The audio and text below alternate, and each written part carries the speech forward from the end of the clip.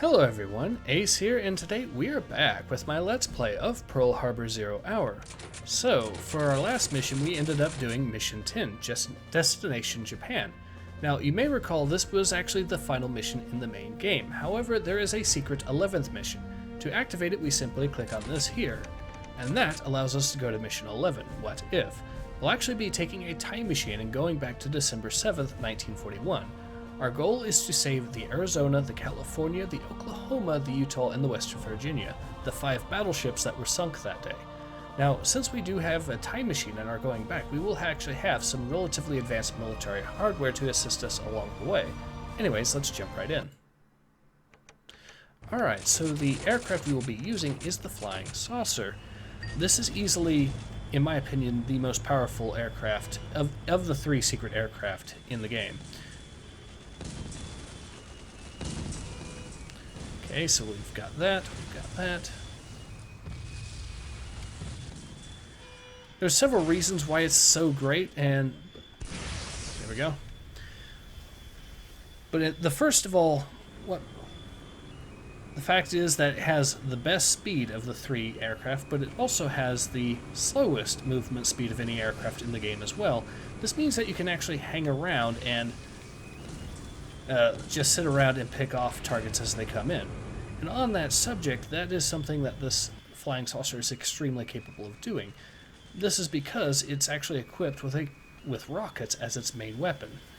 These not only can one-shot enemy aircraft, but because it has the same ability as turrets on, well, your bombers, it can actually lock on and fire at them. And it can do this at a reasonable distance, too. The secondary weapons are torpedoes, but at this point it's not really necessary, is it? That said, it also has tons of armor and... Ooh.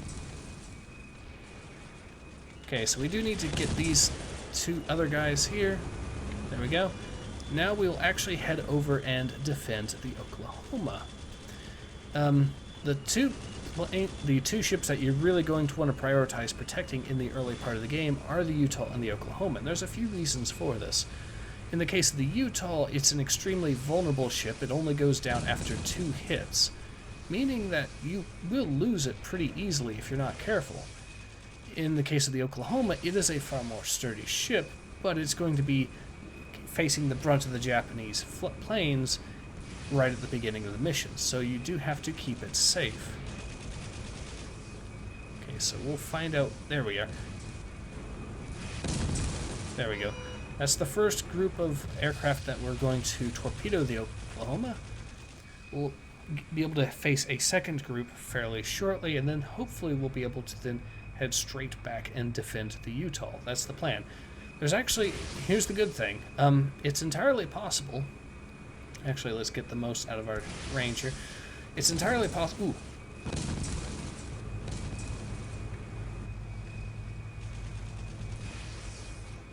But yeah, it's entirely possible to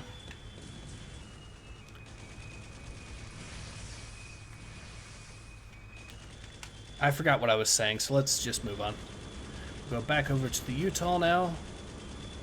Hopefully we can get there before any torpedo planes come in and make their runs. I do think there might be another attack coming at some point. That sounds like a hit on the Oklahoma of some sort. Okay, here's the attack I was waiting on.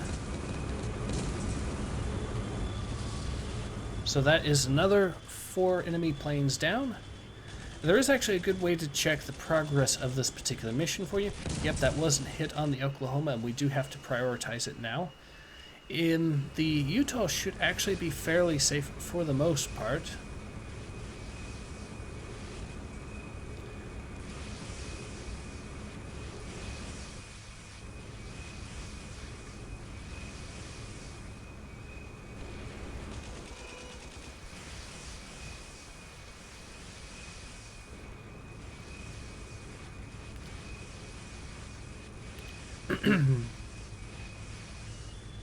I think that might be a few additional torpedo attacks averted, essentially.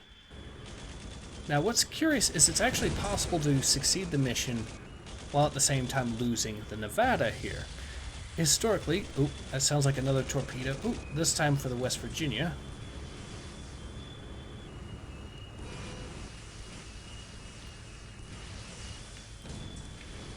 Oh, another torpedo run on the Oklahoma. We've got both of them, though. See, Oklahoma has taken one hit from the looks of it. Another fleet of planes coming in. We'll deal with them. This group could have easily been the Oklahoma or going for the West Virginia.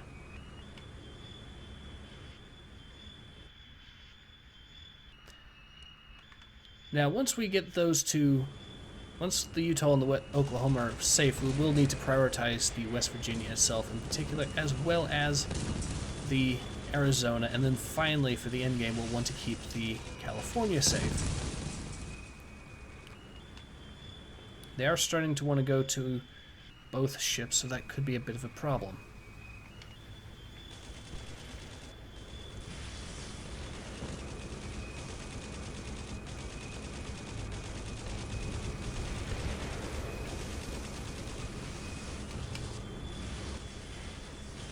Oh, another... Oh, this time a torpedo attack. It's actually going to go under the transport ship there and hit the Arizona, which is actually historically accurate. The torpedo did actually do that. I don't know why my shots are missing these guys, but they did. Okay, we got him that time, though.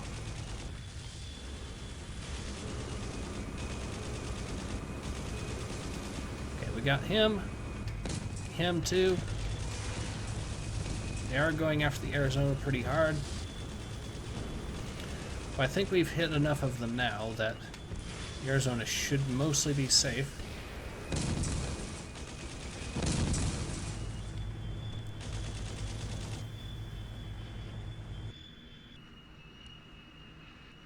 So we are about...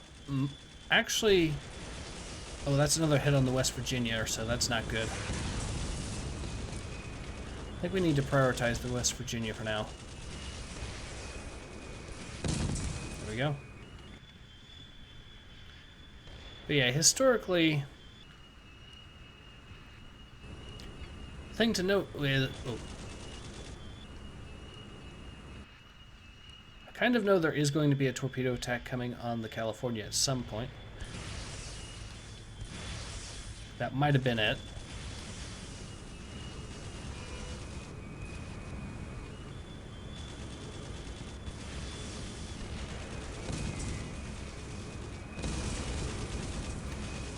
Come on, hit him. There we go.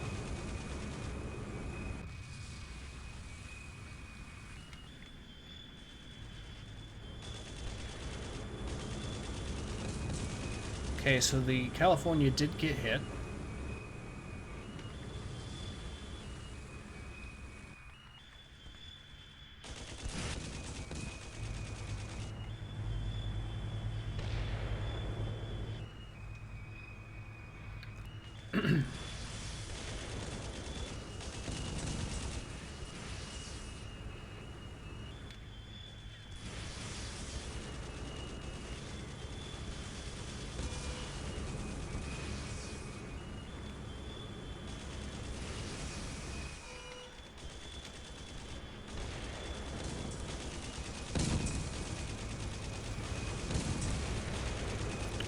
Okay, so that's another one down.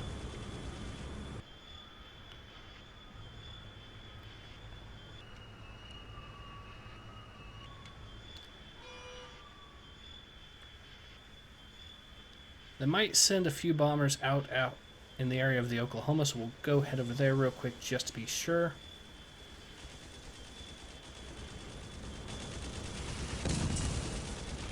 Okay, so that is dealt with.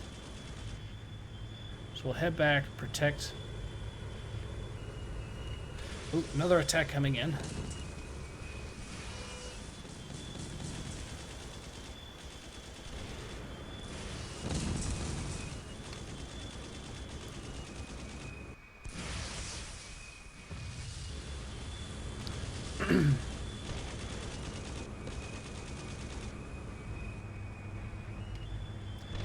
We're actually getting really close to the end of the swarm of planes. We might have actually... That might actually be the last of them. Nope. And actually...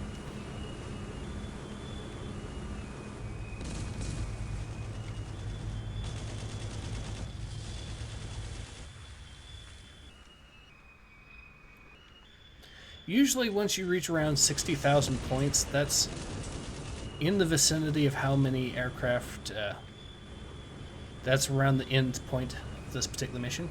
So, ooh.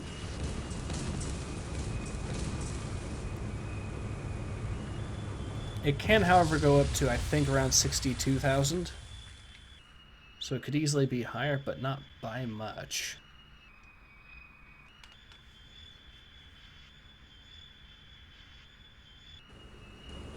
Another wave of planes coming in.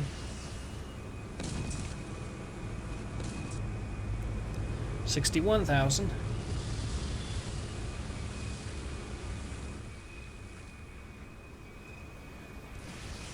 Another final wave, hopefully.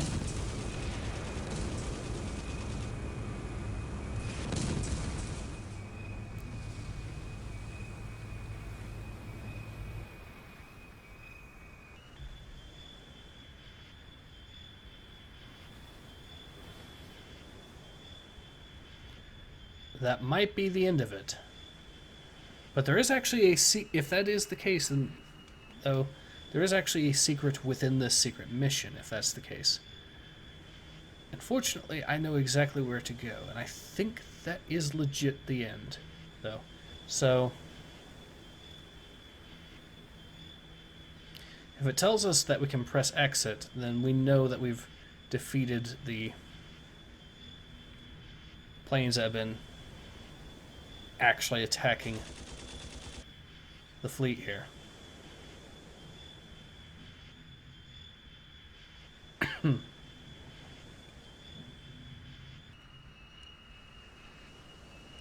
Yep, okay, so the place you'll want to go to is actually along the line between B and C, if I remember correctly. There is a little part 2 to this little story.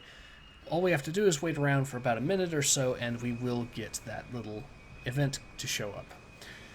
So yeah, like I said, there's a secret within the secret mission, which I think is rather nice. But you know how, but to spoil, if you're okay, I can go ahead and spoil it. You know how we ended up going back in time and just stopping the entire Japanese attack on Pearl Harbor? Well, what if someone in Japan from the future decided to come back as well and try to stop us? Or stop us from coming back? And that's essentially what you're going to have coming soon. They should be showing up somewhere around here. But what they're going to do is try to destroy the jeeps on the island.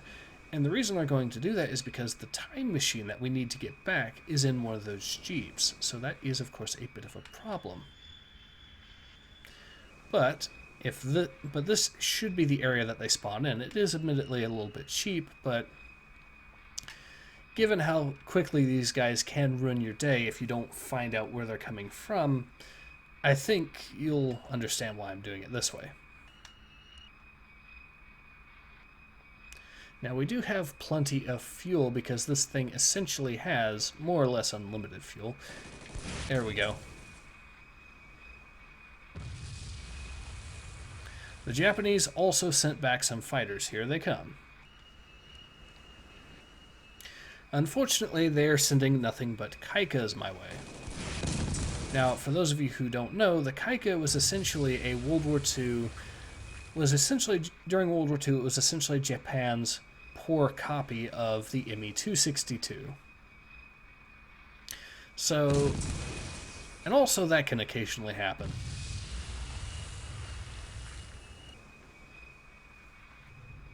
This is, of course, a budget game after all, but all we have to do is just sit here and just wait until we've run out of Kaikas to shoot down.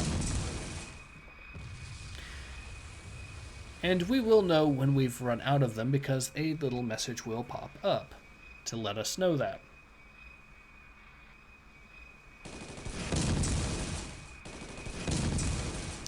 Another good thing about the flying saucer is the sheer amazing amount of health it also possesses. It's extremely difficult for the game to actually shoot this thing down. And the same is of course true for the other secret aircraft, the Kaika, which you also get access to, and the F-22 Raptor. And speaking on that subject, since I do want to show off the secret aircraft as well, I'm probably going to end up actually doing that by essentially going through all the main missions again, just using these secret aircraft. Just to show you how hilariously overpowered they are in that context as well.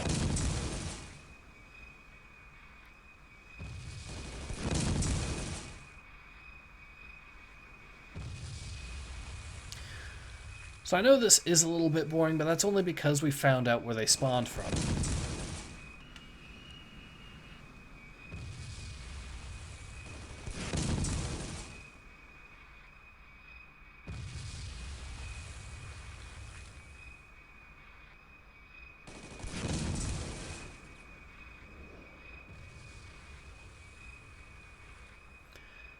When we start getting to the grand finale, they'll actually start coming in doubles again.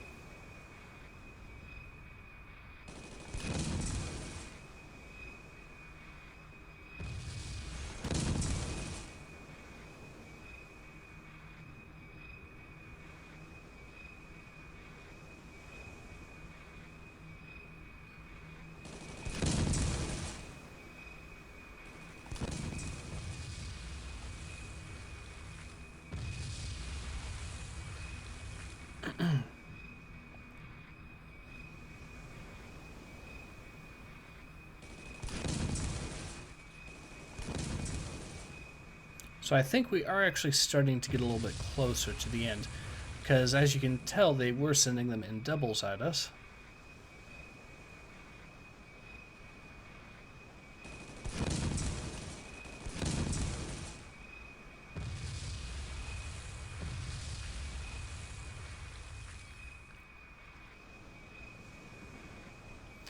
The one disadvantage with the flying saucer is it's actually impossible to land the thing. Oh, there we go. So I think that's a sign that we're getting close to the end.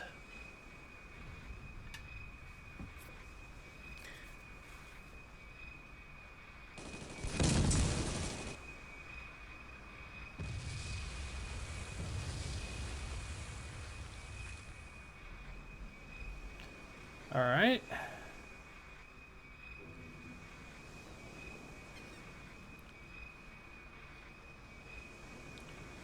That could actually be it. We'll see if there's any more that show up. Give it a few more seconds.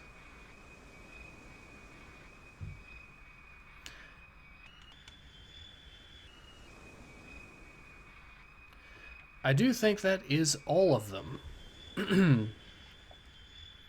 Which means that we'll actually have a little message that pops up soon that lets us know that yes, we can go ahead and exit the mission. First, I'm going to go ahead and just scout out the few remaining tiles I haven't yet. There we go. There we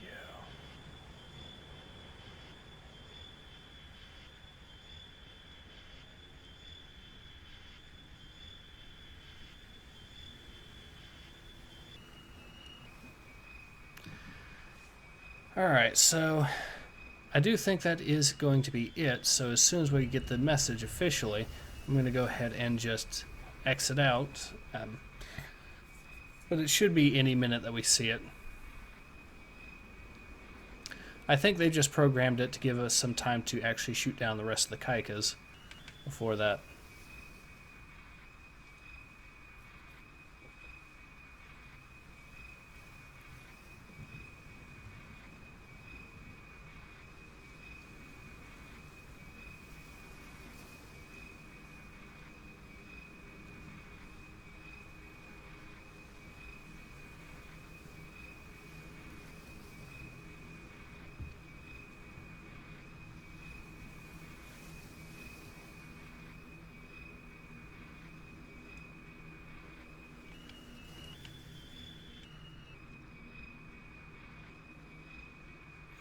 But yeah, like I said, oh, here we go.